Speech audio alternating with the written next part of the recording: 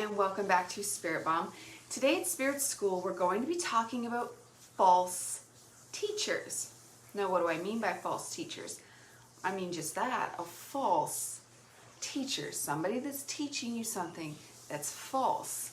And I think this is something very active right now, but it's always been active.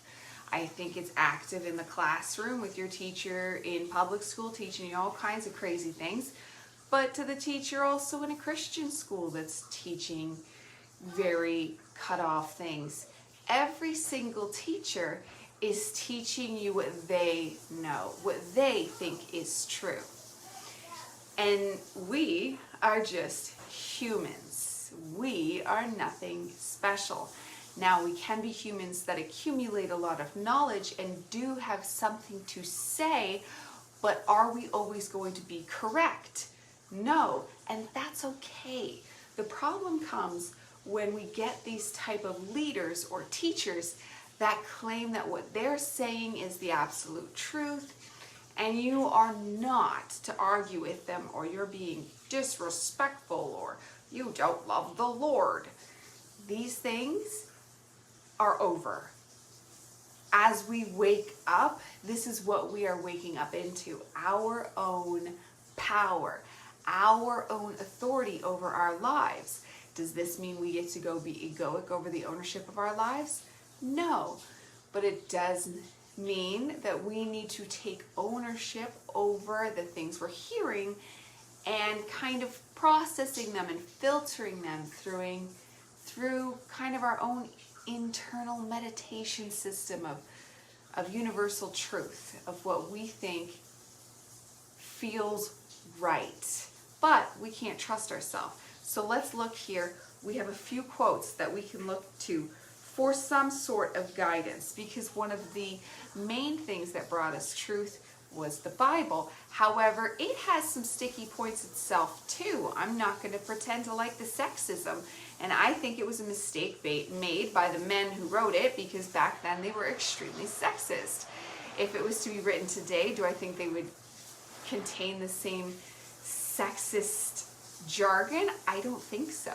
I don't think they meant it maliciously, but I don't think it's necessarily accurate on what God would reflect. But that's my opinion. Maybe you have a different one. So let's look what the Bible has to say. Mark 10:17-18 reads, "And as he was setting out on his journey, a man ran up and knelt before him and asked him, 'Good teacher, what must I do to inherit eternal life?' And Jesus said to him, 'Why do you call me good? No one is good except God alone.'" So this is Jesus himself saying, you can't trust any teacher but God. That's literally a mic drop right there. And that should end the discussion over any pastor or preacher or father or politician or even parent or school teacher or any person in a teaching authority or authority in general saying that they know better than you. Doctors, pharmacists, pharmaceutical companies, big companies, this can be applicable in multiple situations, even friends, siblings, everybody, literally every person-to-person relationship. If Jesus himself is saying, don't trust me over God, then what human is there that could ever say, oh, trust me, I know best? No, you don't. Now, that being said, we all do have wisdom to teach each other, but we need to do it from a humble place, and we need to do it with discernment when we're learning things. It doesn't matter who the person is. Even Gandhi himself, nobody is perfect. If Jesus is saying he's not, then nobody is. Romans 12:3. "For by the grace given to me, I say to everyone among you not to think of himself more highly than he ought to think, but to think with sober judgment, each according to the measure of faith that God has assigned." Meaning you are only as smart as God has allowed you to be smart, in my opinion, from what they mean there at the end part. The beginning is pretty clear, but the bottom, the each according to the measure of faith that God has assigned, I'm guessing that we're to judge other people to what God thinks we should judge them as, and we're as smart as God allows us to be, kind of thing. But the beginning is really clear. For by the grace given to me, I say to everyone among you not to think of himself more highly than he ought to think. That's pretty clear. There's no poetry in that. But to think with sober judgment. That's pretty clear too. Each according to the measure of faith that God has assigned. That's a pretty clear message. So you are not great or special, no matter how smart you are. And you don't get to be the 100% authority on anything. Not anything. There's always a percentage of margarine that you can be like, maybe it's fine. Like, heroin's bad for you. I don't know, maybe there's like one person it's good for. Like, maybe there's like one guy that's like, yeah, that heroin saved his life. You don't know, right? Right? Like, it could be one person, but there's a margin for error. Matthias de Stefano, who I think is our modern day Jesus, dare I say, and he even claims it himself that like, we are all the Messiah is the messenger, and he certainly has a message, and it aligns with a lot of things. But he says, right off the bat, before he gives any kind of big talk, he says, what I'm going to tell you is not the truth, because it's all subjective. My truth is not your truth. Truth is all relative. The law of relativity is one of the universal laws for a reason. Everything is relative and everybody's truth is different. Everybody that's teaching something has an agenda.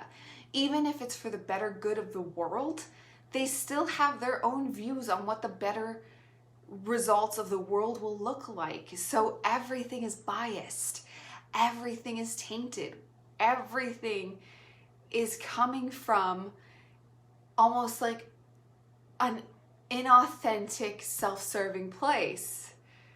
Regardless, even if we're super humble, it's still being created by this brain.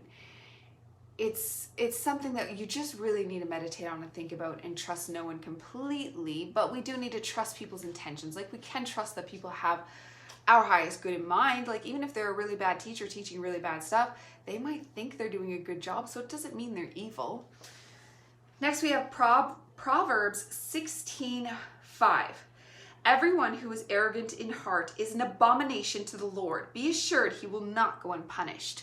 So, what I just said is a teacher that's meaning well but is doing wrong is still not a bad person. But a teacher that knows, that's arrogant, that this is not, they're prideful, they're not looking at all sides of the story, they're not using discernment, they're not meditating on the questions, like they're not meditating on the answers, they're just like, oh, I'm super smart and I know best. Like, one of the biggest examples of this is Sam Harris.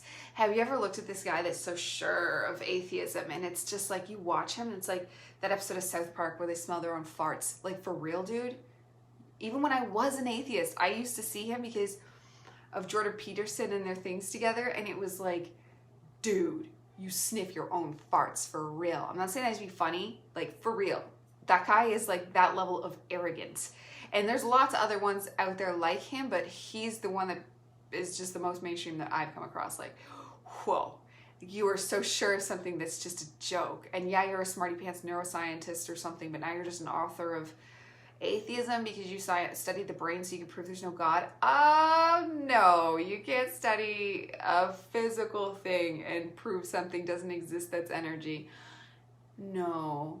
But maybe I sound arrogant right now. Who knows? Maybe I'm wrong. Oops. Oh well, we could all be wrong, right? Next we have Romans 12:16. Live in harmony with one another. Do not be haughty, but associate with the lowly. Never be wise in our own sight. So haughty, like I'm better than you. Never be like that. That is a big, don't go there. Don't be like that. Next we're going to look at Meister Eckhart, Eckhart Tolle, Meister Eckhart from the 14th century. And I'm going to read a quote that's not actually him. It's a quote about a book that wrote about him, but his writing is very Shakespeare. It's a little hard to digest. So this is somebody else talking about what he is saying. So it's a quote and a quote. He asks us to place all the attributes of our self and self-interest to one side and to allow God into our being. And if we can achieve this, he suggests that we can live with God inside us. So this goes right into what I was saying yesterday about how we want to have God inside us. We want to be God's vessels. We want that higher soul living. So he says, put ourselves to the side for God to come in. Now this goes right into, if you want to teach, if you want to know, if you want to learn, you need to get rid of the self. So any teacher that's not doing that is not going to be teaching from God. So we need to empty ourselves of self to be a proper learner, to be a proper teacher, to be a proper person, to have that God life right here and now. Now is the time. And this is the age of I know. So I'm not saying let's all know stuff. Like, I'm not saying don't be a teacher. Be a teacher. I want to be a teacher. But I hope I'm being honest and saying, I am not the prophet. You shan't bow down to me and only listen to what I say. You should listen to me. You should listen to Matthias DeStefano. You should listen to Jesus. You should listen to Victor Odo, I think his name is. You should listen to Neville Goddard. You should listen to Caroline Myss. You should listen to Teresa of Avalon. You should listen to Meister Eckhart and Eckhart Tolle. Hugely listen to him. You should listen to Russell Brand. You should listen to, I feel like I should list more girls. I can't. Ha! This is why I'm needed. We need more girls here. Because Caroline Myss is the only one coming to mind besides Teresa of Avalon, but she is gone, long gone. And, one of the things that sparked the reason for this is Joyce Meyer. She's one of the first people I started listening to when I was getting into the Bible specifically, because I used to be very anti-Bible. And I've heard that she's kind of a gateway for a lot of people when they're just getting into Jesus. And that's because apparently she's a false teacher and says really naughty things. And I've noticed that, but I don't think she's naughty. I think she's tuning in to the Neville Goddard's way of things. And I don't know if she's doing it consciously or she's just accidentally picking up on it, or she's like Neville Goddard himself, because Neville Goddard read the Bible and saw between the lines of men and saw how it was speaking manifestation a lot. And maybe he's wrong, but what he's saying is correct. That does go into universal laws, but he learned that from the Bible. So he says, and she's picking up on the same things I've never heard her actually mention, like, because she's very Christian, I'm Christian. Yet what she preaches is manifestation. So I don't know if that's an accident, if she's accidentally picking up on the way the world is going. And I'm on the fence myself sometimes because I preach manifestation, although I haven't specifically talked about myself, but that's because I'm not sure if it's the devil. I know it's the universal law. I know that the powers work, but so does witchcraft. So is it evil? Am I evil? And the people that were going against her were specifically saying like that she preaches to watch how you talk and watch what you say to manifest the existence you want to have, which is what I preach because that's true. But they were saying that's evil, and I'm like, oh God, I thought we were awkward. But I don't see how that's evil. I don't know. We'll see. Well, I'm sorry. Because it's true. Vibrations are everything. Literally, color doesn't even exist. It's just a vibration that its frequency goes into our eyeballs, and the back of our retina has this like processor that turns that into color. That's why some people would be colorblind, because that's different in their own eyeballs, because there is no color. I guess, I don't know, everything's gray or it's just all energy. It's all light. Everything is just light, and the retinas pick up on the specific frequency of that light. So words are the same thing, is my point. So if you're using the right words, if you have the right colors around you, even it's all vibration, and you want to have a positive vibration for a positive life. But I guess if you're focusing on manifesting your own abundance and wealth, and I don't know, I guess that's like not evil. I don't know. We're supposed to help other people. Jesus does say to give away all your wealth and that rich people don't get into heaven. So I don't know. That's something I still need to learn. That is what it says. I mean, I would like to be rich though. Just saying, not like super rich. I feel like this is what I think, is that we can be as rich as we are able to handle before turning evil. Like I've said before about what's his face, the Tesla guy, that he is very rich but seems to be doing good for the world, where Bill Gates is very rich and just trying to kill everyone with his vaccines, and just look into it, it's dark stuff he's doing. And I mean, like, taking them overseas, like India sued him, he was banned there for a while, but now he's back in because he gave them a bunch of money. Getting very complicated there. So that's definitely a false teacher with that one. Elon Musk, that's the good guy, I think. Who knows, right? Because there is very few rich good guys, and I would like to be a rich good guy one day. I'm just saying, I wouldn't complain, you know? That would be amazing. But I don't know. We'll see. That's one of the things. I don't know. Let me know what you think. Is money evil? I don't know. I hope not. Maybe I do know it's evil. I just don't want it to be, because I want some. Don't we all?